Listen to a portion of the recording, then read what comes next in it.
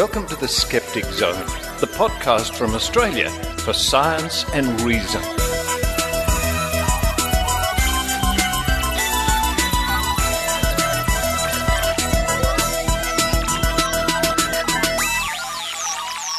Yes, it's the Skeptic Zone podcast number 483 for the 21st of January 2018. Richard Saunders here with you from Sydney, Australia.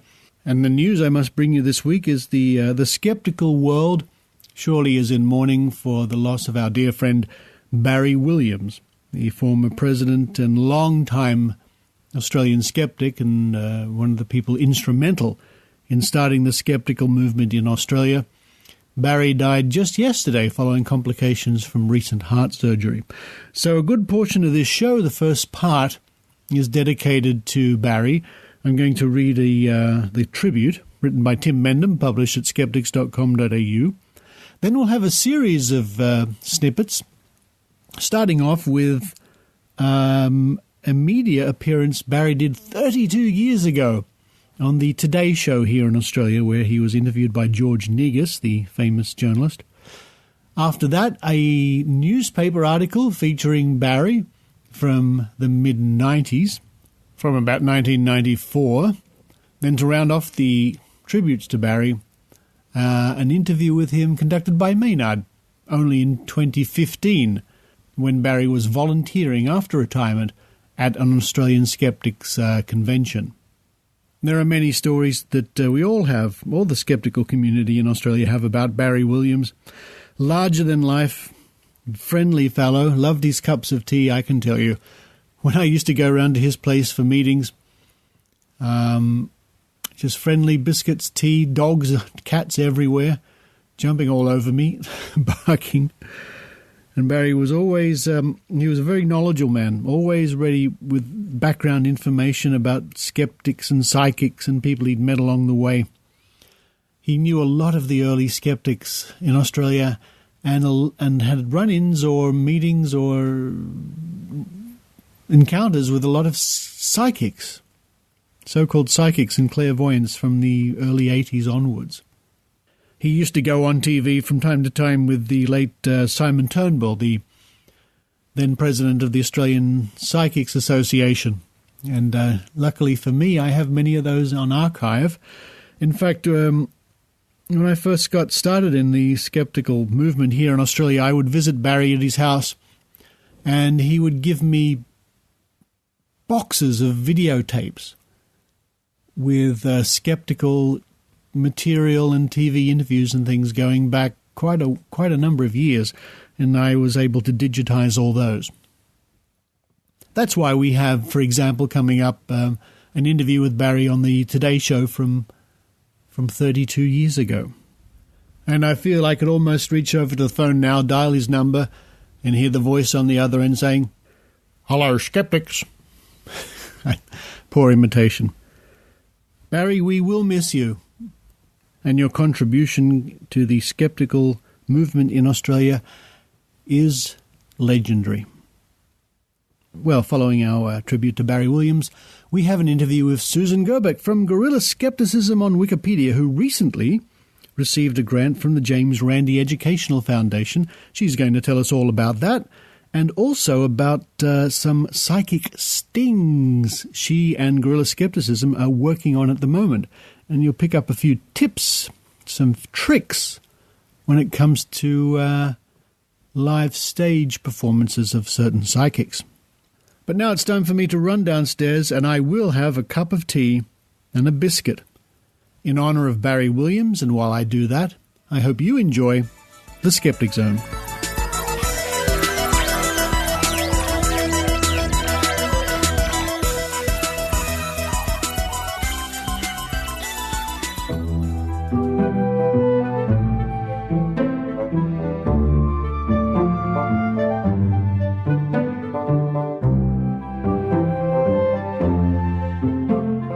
From www.skeptics.com.au, published on the 21st of January 2018 by Tim Mendham. Vale, Barry Williams. It is with great sadness that we report the news of the passing of Barry Williams, who died on January the 20th, 2018, at the age of 79 following a series of heart operations. Barry was intrinsic to the history and development of the skeptical movement in Australia, and for many years he was the face of skepticism in this country.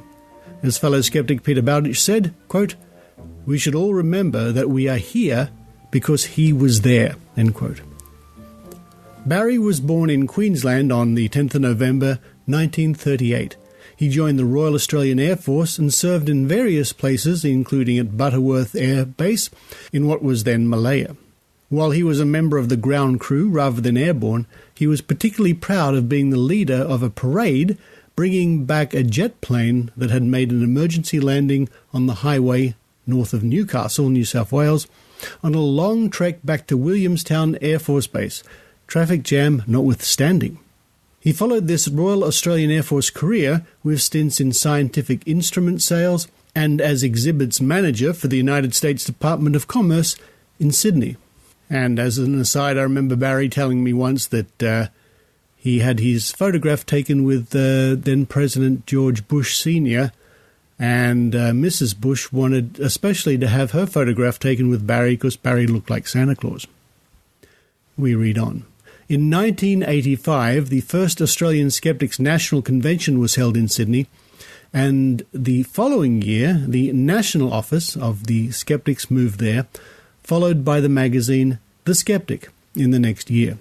In his capacity as president of the notionally National Australian Skeptics, Barry took up a high media and community profile, which he maintained until his retirement from active skepticism in 2009.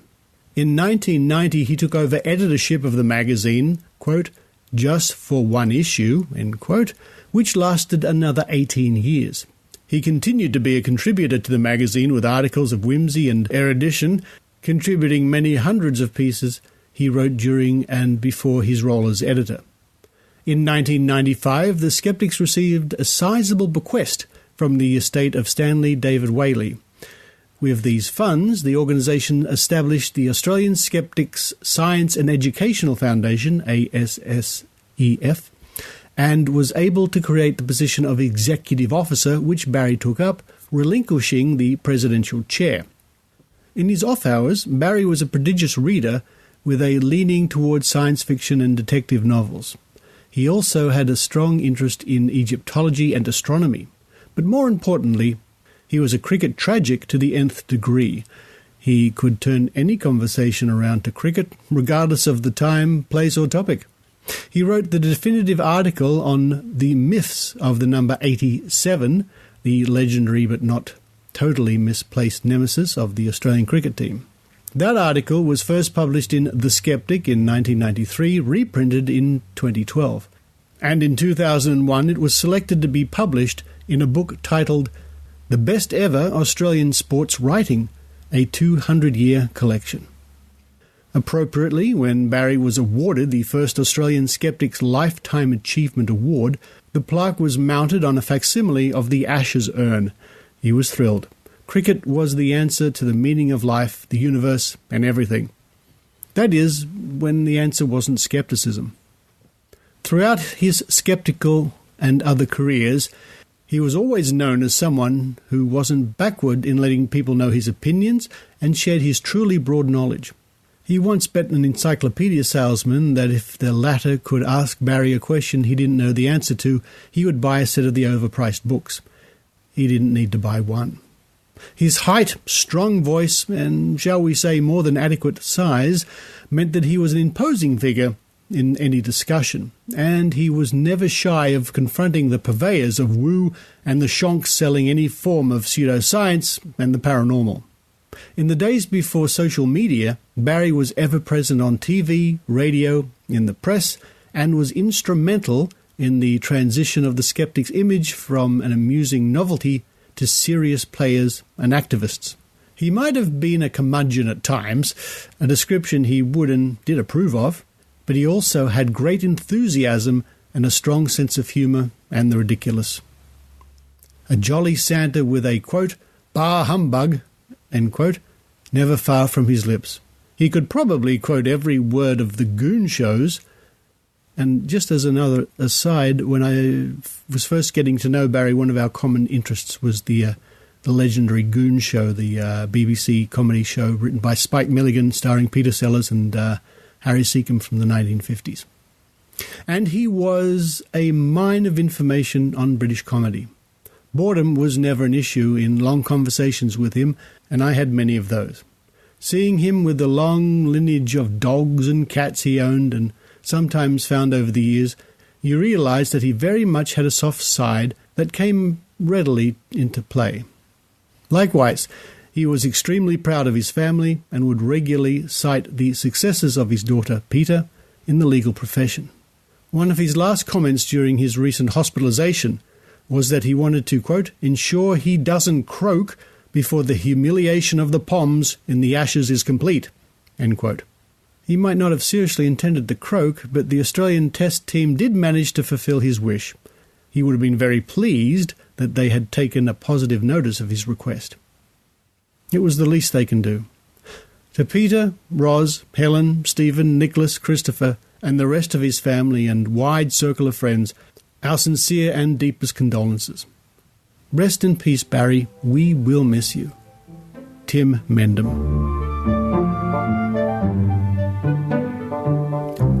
And that tribute to Barry Williams can be found at skeptics.com.au, published on the 21st of January 2018.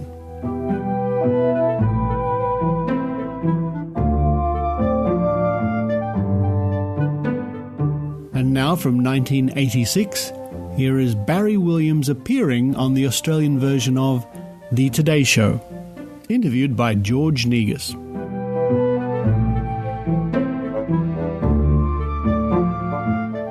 Welcome back to Today. Well, journalists are supposed to be a pretty sceptical lot, but not many of them would pass up the chance of picking up an easy $1,000, especially if it was for a tongue-in-cheek bit of writing.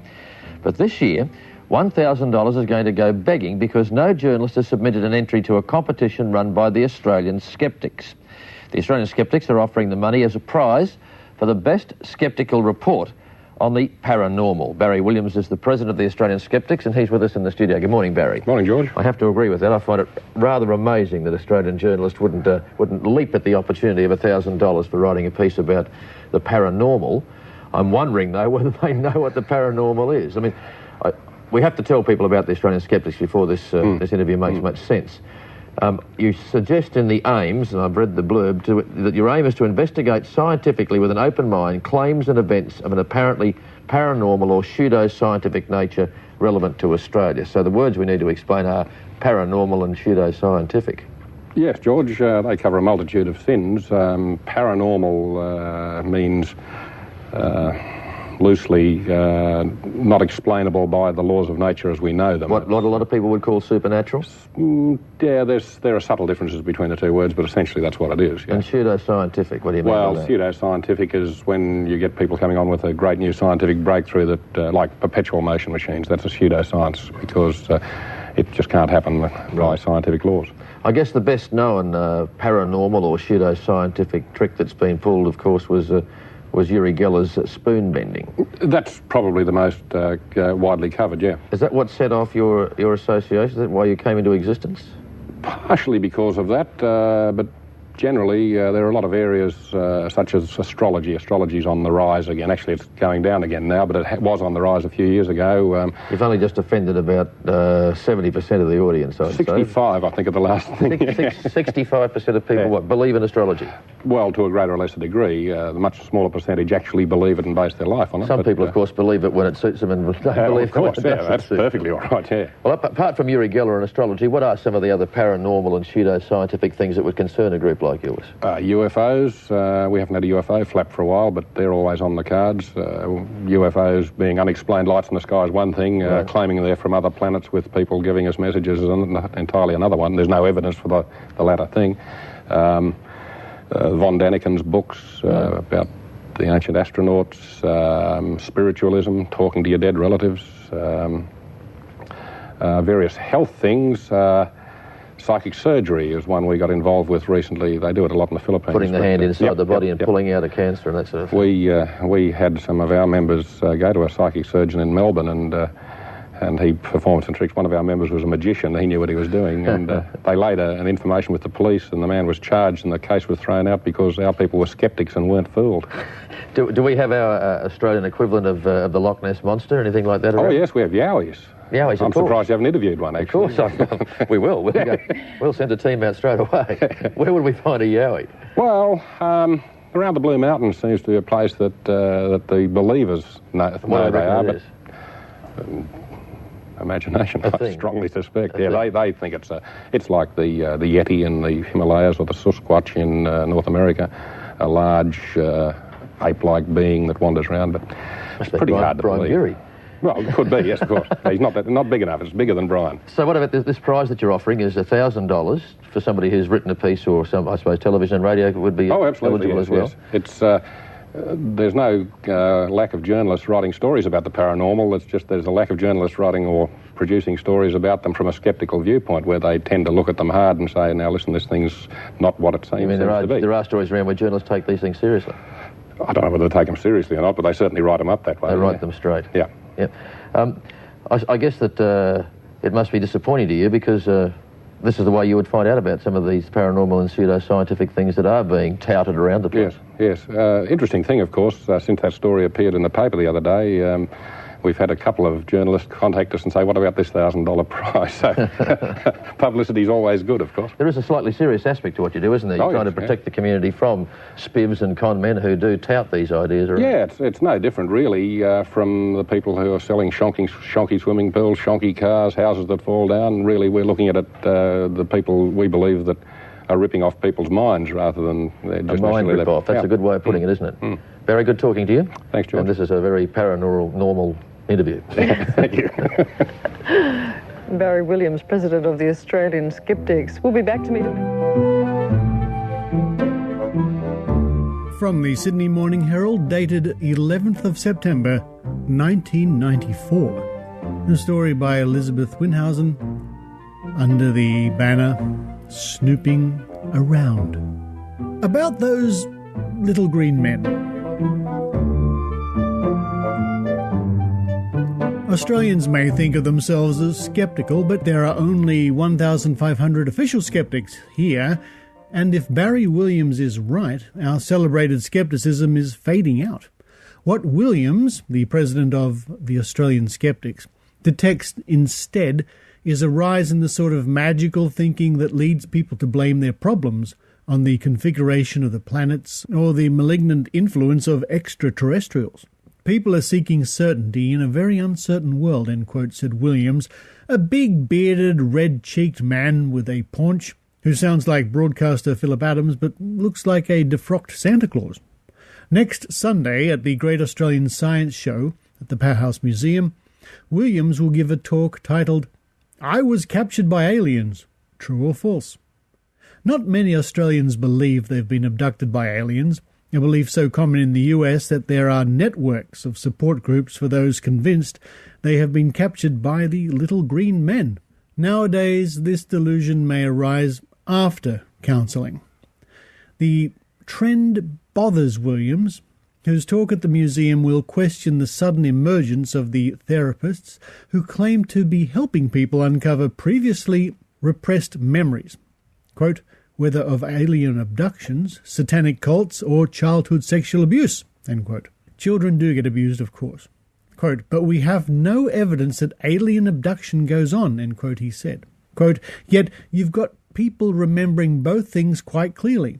So how do you tell something that's happened from something planted in a person's mind by one of these so-called therapists, end quote.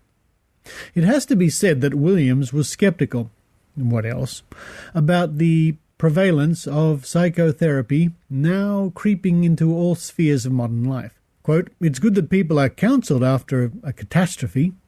Once upon a time they were left to their own devices and suffered, end quote. In his opinion, however, psychologists seem to be marshalled on the slimmest excuse. Quote, when Warringah Council split in two and half the staff went off to part of the new Pittwater Council, they brought psychologists in to counsel these people when they had just changed jobs, end quote. Whatever the reasons for the proliferation of such reputable professions, Williams seems to think that their very existence provides cover for his enemy. Where you and I might see mild-mannered mediums or clairvoyants, he sees an advancing horde of quacks and charlatans. Quote, there is no registration for people who set themselves up as counsellors or therapists, which is what a lot of these astrologers and psychics tend to do, end quote. He said at his Roseville home. Quote, people think they're very accurate because they tell generalised truths. I do a bit of a party trick. I'll say I've got this very strong feeling that someone in the room is really concerned about their finances, end quote, he said, his beaming face replaced by a droopy look, as if he were snuffing up an aura in his Roseville living room. In his working life, Williams, 54, arranges trade exhibits for the American consulate. The place was closed last Monday because of their Labor Day, so he was at home. He happens to have worked for the North Americans for 15 years without once going there. He doesn't like to travel. Instead, he sits at his computer exchanging email messages with skeptics around the globe. One of his discoveries, in fact, is that credulity comes with its own national characteristics. Russians and Georgians go in for the same sort of soft-headed things as small-town Americans. But in the former USSR, Williams says, quote, they've got all the things that were popular in the West in the 1950s, end quote. In short, Russians are still being abducted by aliens from faraway places like Venus, where the actual surface temperature is hot enough to melt lead. The French, in contrast, don't seem to get abducted at all. Or so a Frenchman on the email network told him, and Williams managed not to retort that he could see why. Australians don't much get abducted either. What we will go in for instead is what the skeptics have demonstrated to be a rather fatuous faith in water divining. 4 years ago, Williams said, the Australian skeptics tested 9 water diviners. They picked a piece of land, a farm out west of Sydney, quote, and these 9 blokes wandered around doing all sorts of things with sticks and bent wires and bits of pendulums. One was a CSIRO scientist, end quote. But as a water diviner, he had no more success than the others. On the occasions when the divining had appeared to work, the scientist agreed. He not only knew a bit about the place beforehand, but filled it out with local knowledge. The skeptics' disproof didn't seem to impinge on our belief in water divining, a belief that persists even in the face of widespread drought. Whether or not this superstition sticks like thorns to the Earth's driest continent, there is a limit to our ability to suspend disbelief. Uri Geller, once world famous for bending spoons by telepathy, is trying to make a comeback and was in Australia earlier this year. No one much went to see him. The result, Williams said beaming, quote, was that he cut his trip short, saying he had to go home because his mother was sick. We've seen it all before, end quote. Eric van Daniken, who made his name and his fortune years ago with Chariots of the Gods, a book suggesting that ancient astronauts of one sort or another built the pyramids, was in this country a while back on a speaking tour. He went from Perth to Adelaide. Not many people turned up for a lecture in a 1,000-seat hall, so he cancelled the rest of the trip, saying his mother was sick. Williams recollected happily. And that story was published in the Sydney Morning Herald newspaper on the 11th of September, 1994. Look, here's someone I haven't seen for a while. Who have we got here? Barry Williams is my name. And what are you up to today, Barry? How many of these have you been to now? Well, I'm here as a volunteer. I was running the Skeptics for a number of years, and I attended 27 of these on the trot, and I retired about 5 years ago and decided just to drop in occasionally, but they needed somebody to give them a bit of a hand, and I thought, I live locally, so I'll come up and give them a help. Yeah, I hadn't seen you around for a little while, Barry, and well, last time I spoke to you, you talked about your early history with the Skeptics movement and how you thought that sometimes the interest in paranormal divided upon gender lines sometimes, like guys tend to go for UFOs while women tend to go for the more spiritual. That was my observation over the years, and I guess that's similar in real life too. The sort of more technical things, men tend to be more interesting. Women tend to be more interested in the emotional things, I suppose. Now I'll probably get castigated for that, but I don't mean that in a negative way. It's just the way people are. Now, is there some new woo that's come around that you haven't seen before? Because you've just about seen it all. Is there something new you've seen? Whoever said there's nothing new under the sun, I think it might have been Shakespeare, was quite right. It might have even been the Bible.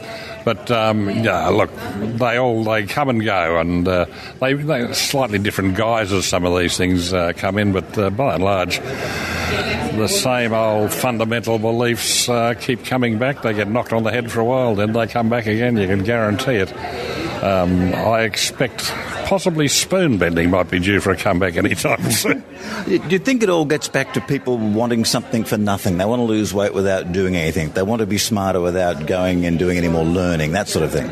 No question about that, yeah, sure. I mean, it's a quite understandable thing. I mean, I think as a species we're fairly idle. We'd like to be idle. And those of us who are fortunate enough to live in societies like ours get a lot more idleness than perhaps if we were living in Africa or somewhere like that, where you have to actually work pretty hard to stay alive. And we get accustomed to that, and then we start wanting more and more things for nothing. So you've been well and truly retired for a while now. How do you fill up your days? Well, I do a lot of reading, catching up with the reading I just didn't have time to do before. I've got a lot of skeptical books I'm reading, and I'm reading a lot more fiction these days than I used to. And I've got a couple of grandsons, one of whom's just started doing a PhD, and one of whom's just passed his HSC, so they're not little kids, but they still take as much looking after from old grandfather, like driving them here, driving them there. Yeah. That doesn't change. And what's your advice to them when it comes to thinking critically? What's the first step you should take? Well, I always tell them, never believe anything you hear without a reason. If somebody and make sure the reason isn't that you actually want to believe it. Make sure there's some good reason for believing what claims people make, and I think that stands people in good stead anywhere. These boys are pretty smart, pretty level-headed, but like all young men, they fall for the zeitgeist of the age, if you like, and they tend to believe in some ratbag things that I wouldn't believe in. But then at their age, I used to believe in other ratbag things. So that's the way it goes. Thanks, Barry. Enjoy your... this will be your 28th convention you'd been to then, will it? Yeah, I think so. I really haven't kept count, but it was around about that, yeah. I think this is about the 30th, and I've been to all except a couple, so... Well, you go nuts here today, Barry. I will, yeah.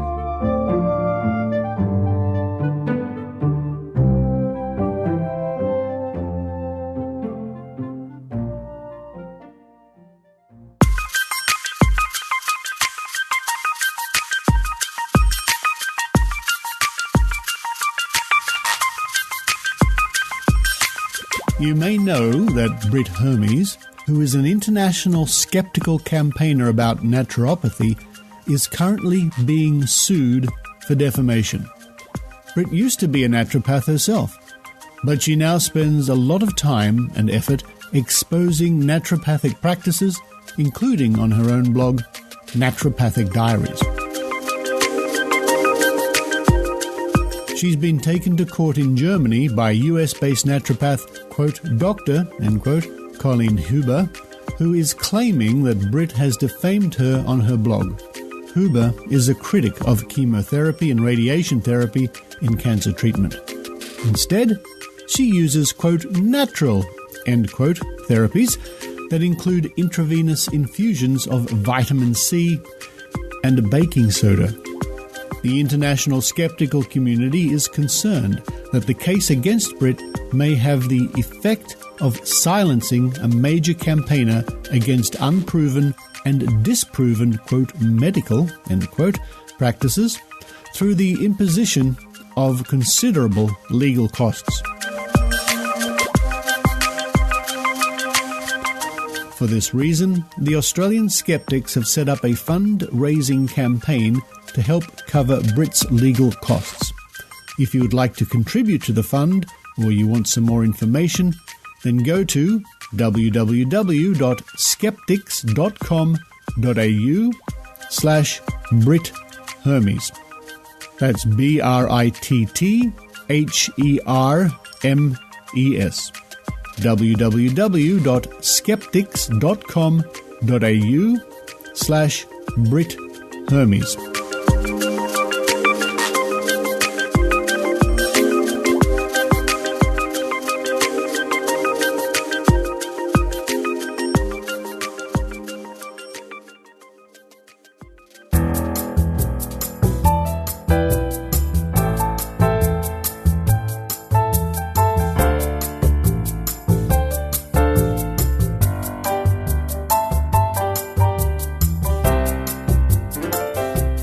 Joining me now all the way from Salinas, California. California, I was only just there and I experienced an earthquake. Maybe it was all the skeptical activity coming from Susan Gerbic. Hello, Susan.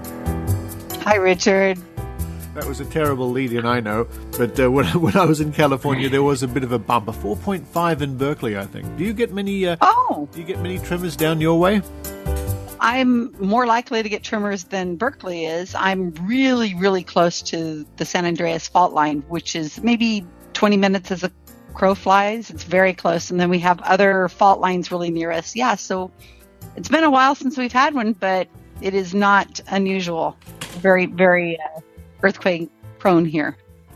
Wow, that must be interesting. I mean, I've been through a few jolts, through earthquakes, through minor tremors, I guess.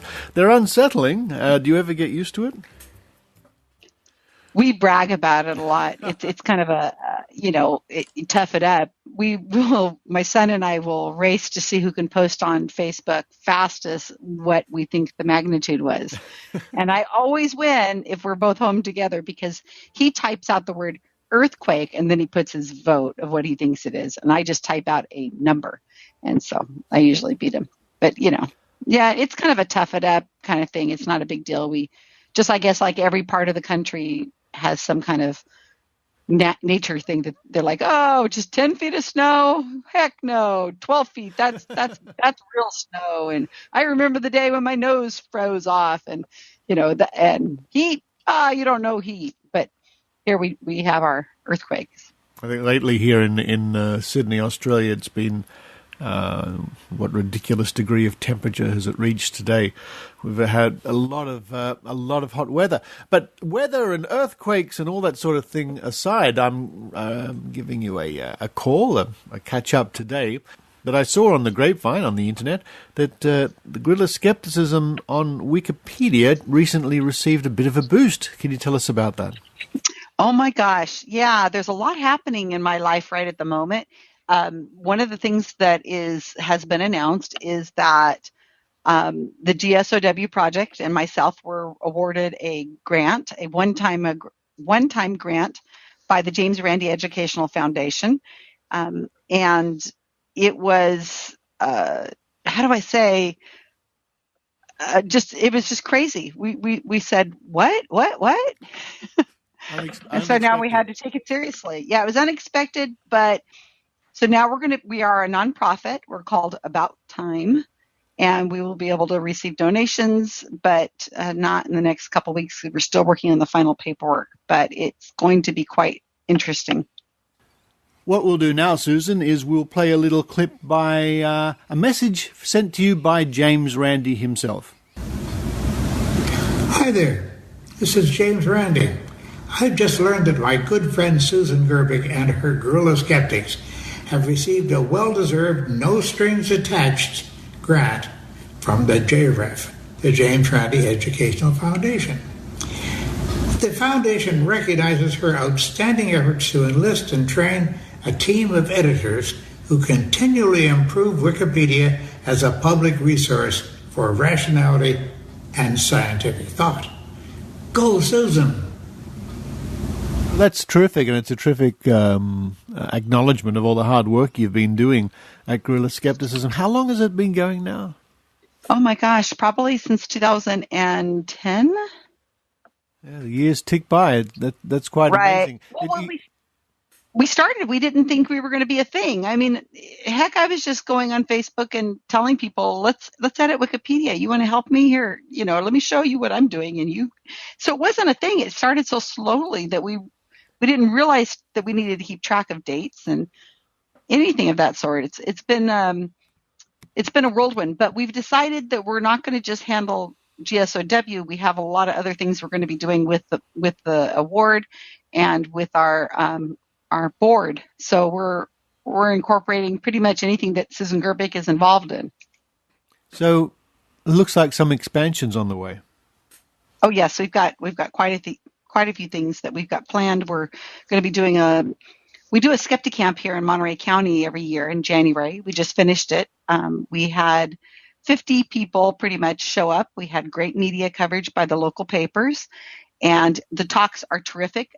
The videos are up on the Monterey County Skeptics YouTube site. They are just, I sat in the audience and I listened to some of the people lecturing, and I thought, this is great stuff. And I'm really surprised that, more people don't do Skeptic Camps. They're an absolute blast. Yes, they are. They're sort of like skeptics in the pub once you get into the swing of them. And it gives everybody an opportunity, if they want to talk on a skeptical issue, to stand up and, give a public address, I guess. Absolutely. Now, tell me more about what you might, you can't give too much away, I'm sure, what you might be hoping to do now you have a grant of funds from the James Randi Educational Foundation. What does that mean for Guerrilla Skepticism? Does it mean more people? Does it mean more equipment? What do you think? Okay, well, let me read you my mission statement. It's only a couple sentences long, and maybe this will kind of sum up what we're going to be doing. The mission of About Time is to find, mentor, and train people to educate and promote science and scientific skepticism through crowdsourced and educational activities worldwide. This is done by conference attendance, lectures, videos, podcasts, and interaction on social media and in person. Workshops, hands-on instruction, online instruction are encouraged.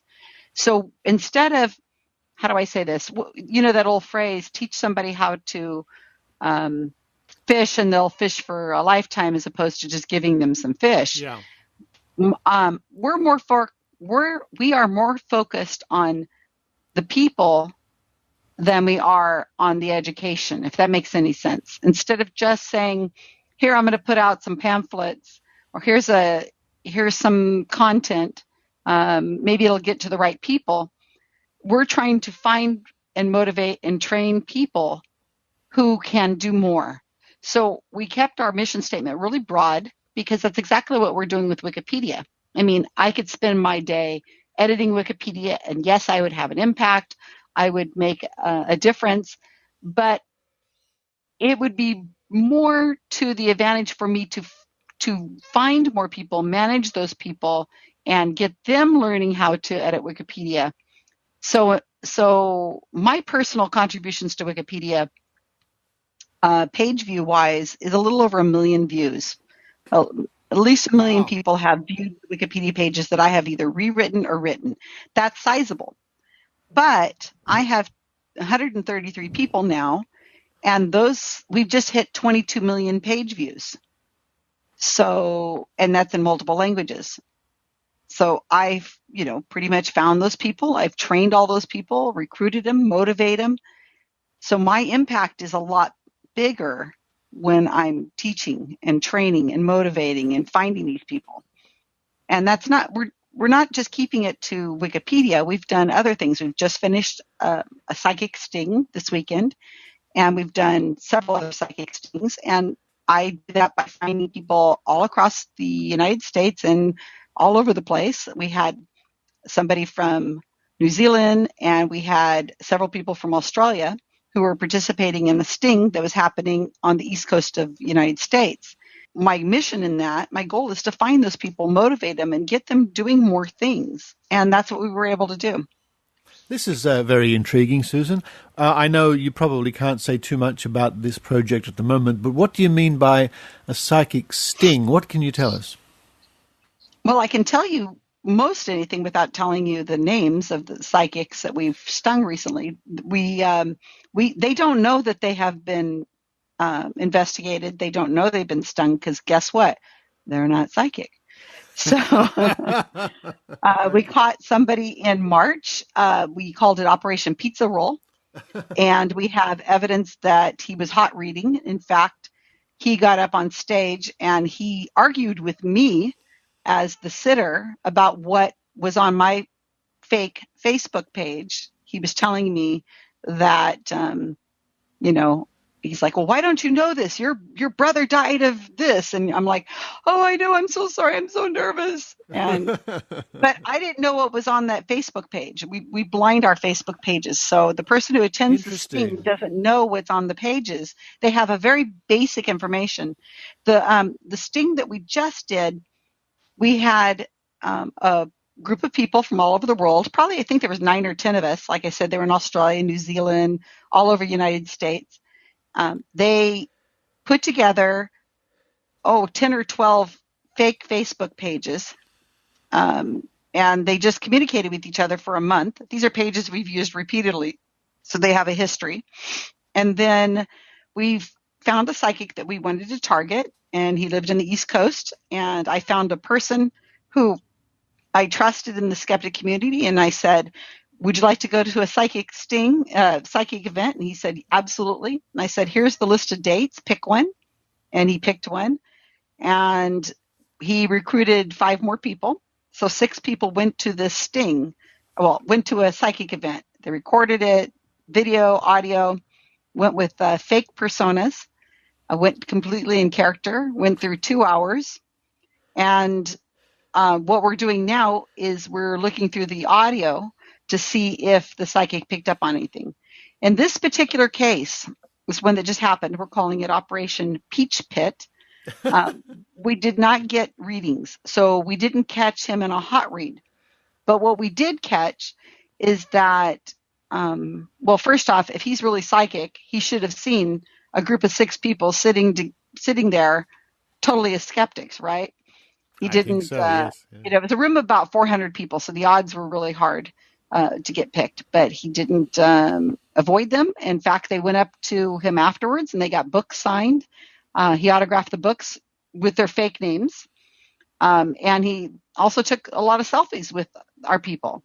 So you would think he would know that they are skeptics and they were there to catch him. You would absolutely. But the excuse I've heard so many times is, it doesn't work that way, which is the biggest overall excuse for everything. I know. When psychics then how does it work? Explain to me how it works, because everything we can see you're doing is the same as we could have done cold reading. So the thing about this sting that is really different is that we had somebody in the audience who has been through the entire investigation with us, all Skype calls, all meetings. He is an investigative journalist, and he is an investigative journalist for a very big publication. And he is collected a lot of notes, and he's got approval from his editor. And in March, probably late March, because there's a lot that goes into this. They have to fact check everything.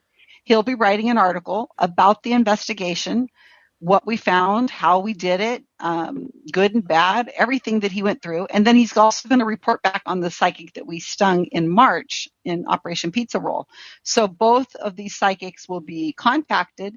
Both of the psychics will have their chance to give the reason why they were, the first person was hot reading us, and the second person why he wasn't able to tell that there were 6 skeptics sitting right in front of him under his nose, and then he took pictures with them and so on. So they're going to be able to have their say. So it should be a very interesting article that will be coming out. So watch for that in March-ish. That'll be the earliest, because believe it or not, I hadn't realized this, that there's a lot of fact checking that goes on. They have to make sure everybody's name is spelled correctly, that everything's quoted correctly, and a lot goes on in the media that I wasn't really aware of. So it takes a lot of time. This is really interesting news indeed, and I'm fascinated to see that you name your projects after food. Well, we did Operation Bumblebee. Oh, Bumblebee, all right. Yeah, so we did Operation Ice Cream Cone. Yes. Right. Well, part of the logic for this, Richard, is that when you're going to go deal with a psychic, you're not trying to convince the believers. They believe. they're not going to listen to you. And even if you prove their psychic is wrong, they're going to say, oh, well, that one over there, that one's not right, So we found that having these really outrageous, crazy sting names, my intention is that somebody could go, a skeptic group could actually produce maybe a 3x5 card with Operation Pizza Roll, Operation Bumblebee, Operation Ice Cream Cone, Operation Peach Pit written on this card, and maybe just say, Google this, and leave these cards all over a venue for a psychic, maybe in the bathrooms or the venue, or hand them out and then just walk away. And some people in the audience, the attendees, are going to Google it, and they're going to find out about Operation Tater Tot, which is another one we did. So, out of curiosity, they're going to look into it. They're easy to spell, easy to remember. And then the other part is we want to shake up the psychic, because they're going to see that these things are out floating all over the place in the bathrooms and sitting on stands and just different places. They're going to see these colorful cards handed out, and they're going to be, how do I say, they're going to be anticipating that there's skeptics in the audience, and Possibly then their performance isn't going to be as good as it usually would be. They're going to be nervous, and there really are just performers after all.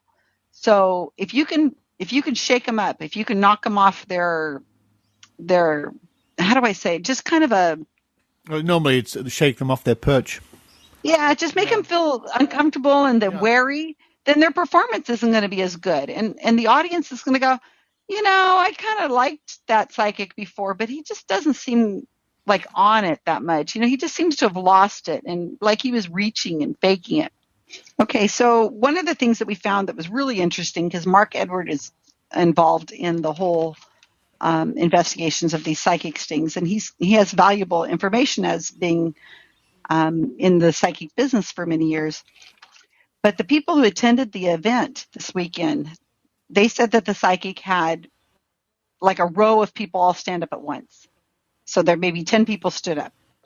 And then the psychic said, I'm getting a suicide over here, or I'm getting a baby that was miscarried, or some kind of statement. And then somebody in the row of 10 would say something that might make it like that was theirs, or it might be somebody very near to that group of 10, right in front or right behind. But what Mark noticed, and he asked the group, and we have videos, so we're going to look at the videos, see if this is true, is an old mentalism trick that he says is that the psychic extends his hand to point to an audience, point to a group, and then he makes the statement, something like, I'm getting a suicide. And then he's looking at the people's faces, and somebody will probably react with an expression of surprise or grief. And then, since his hand's already extended, it just takes a very slight movement with his hand to point to the person exactly. From the perspective of the row standing, depending on where the psychic is, it is a very slight movement to look like they were being pointed at the whole time, when actually they weren't being pointed at the whole time. They were just being pointed at in that general direction. And if it hadn't got a hit, that's fine. He would have skipped and gone to something else. But if he does say, I'm getting a baby that died at birth, and some woman automatically just gets her eyes open up really large, and her mouth opens, or she makes a surprise gasp, his fingers already at her. So she'll say, and the audience will say, he was pointing right at her when he made that statement. Interesting. When he really wasn't. So this is something I didn't really know. And Mark was able to tell that to us on one of our sting calls. And we asked if that was really what had happened. And then once they thought about it, they said, you know what? I think that's exactly what was going on. It happened so quickly that the statement was, the fingers pointed at the group. He says, all stand up. He's still pointing at the group, and he makes the statement so quickly that it looks like he would have been pointing at that same person the whole time. And you're not paying that much attention. You're looking at the audience, not at the psychic's finger. I thought that was just brilliant. Yeah, that's fascinating. And so, as I said, we're going to have to watch the video to see depending on the angle that it's filmed at, it's hard to say. But I think other people should kind of watch for that. That's fascinating. I love hearing about these little tricks and tips because I know there are quite a few here in Australia, people who bill themselves as psychics who I happen to know use hot reading techniques. It's a matter of catching them out, of course, because unless you can catch them out properly, you can't just run around accusing people of this sort of thing. I look forward very much to more information soon about all this. Susan, how can people get in touch with you and help be part of Guerrilla Skepticism on Wikipedia? Well, the Guerrilla Skepticism on Wikipedia project is always looking for volunteers to help. It does take months for us to train somebody completely. And then once you're trained, obviously, we're going to expect you to work at it. It isn't something that you're going to have to devote your life to, but it is something that, it is going to take a little time. And Richard, you guys have been awesome on the Skeptic Zone. I really appreciate all the attention that you've given to our project running our promos. I just finished listening to the last episode and I heard one of my editors, Sharon Romney's voice, and it always makes me smile. We hear from people all the time. In fact, we just got a doctor from Sri Lanka who said he heard us on the Skeptic Zone. Wow. And I thought, oh, right, Sri Lanka, that's great, and he's a doctor. He's just a few years into his his degree and working and has a family. And if he's finding the time to get through training, then I think anybody can. So we are all on Facebook mostly. We have a secret cabal on Facebook. And so anybody who approaches me, the best place to find me is on Facebook. Send me a private message. We will put you into the secret cabal. The training happens off of Google Documents. You'll receive a private tutor. And it is a blast. Absolutely. Sounds good. There's the message, folks. That's what you should do to be really active in skepticism. And hello to all our listeners in Sri Lanka. We do look forward every so often. The Sri Lankan cricket team come to Australia and they give us a great show. They're wonderful cricketers in Sri Lanka and India and Pakistan, of course. But for now, Susan Gerbic all the way over there, and I hope the earthquake doesn't happen too soon. Thank you very much. Thank you, Richard, and hello to everybody from the Skeptic Zone.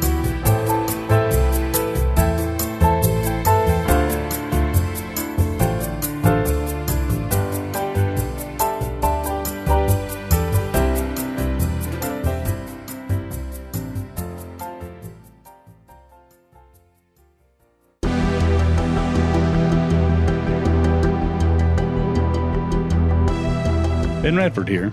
If I can have a minute of your time, I'd like to shamelessly plug my new book.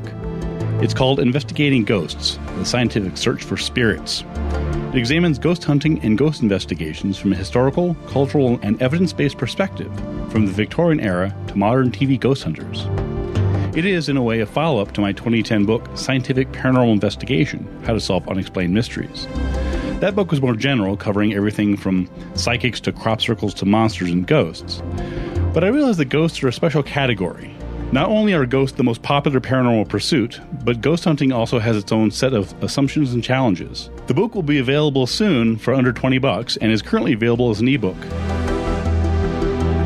For more information on the book and me, check out benjaminradford.com. Please check it out. Thanks.